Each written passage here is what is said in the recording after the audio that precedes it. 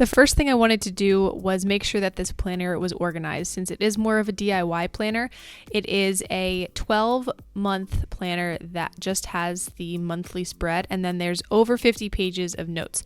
So there was plenty of pages to have a week per page, but I wanted to just kind of divide it up equally so that way every single month had its own kind of section and I could find it pretty easily without having to flip through all of the pages. So I found these sticker tabs on Amazon. They were really inexpensive. They're great quality. I will have them linked down below. Also, this is a giveaway, so stay tuned till the end of the video so you can see how you guys can win a planner just like this.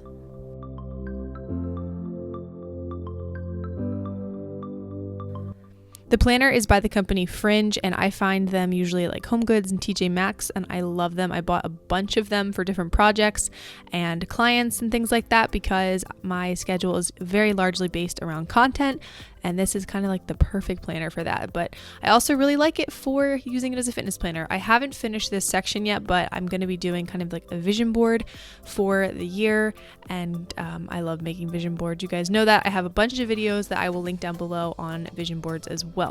So then I took some old Erin Condren paper that I had left over that I just like ripped out and cut down to size, and I used that for my goal section. And then I'm going to have a year in review on the other side. With goal planning, I try to have one large goal and then the smaller actionable steps down below just to keep me on track. So this is definitely subject to change since this is the first month I'm actually doing this. I basically just put down when I started new programming, any kind of changes that me and my coach have, and a couple different goals that I want to try to accomplish.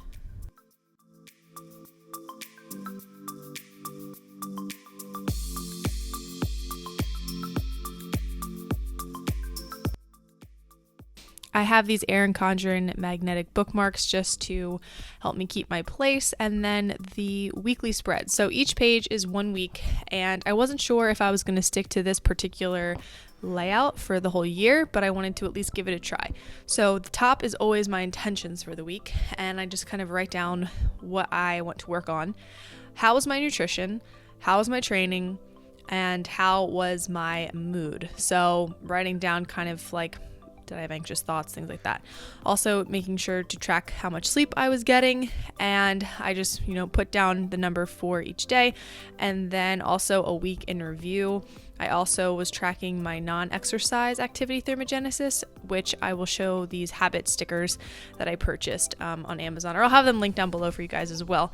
So each page is going to be this setup, and I went through the entire thing and just marked off all of the weeks. So this was a little time consuming, but I had tons of Erin Condren stickers that I wanted to use up, so this was kind of like the perfect opportunity to do that. So I ended up with some extra note pages in the back, which I am going to be using for a couple other things that I'm keeping track of. So 2019 year in review, which is going to be there, and then weight changes, measurement changes, and then the final note page is my macro changes.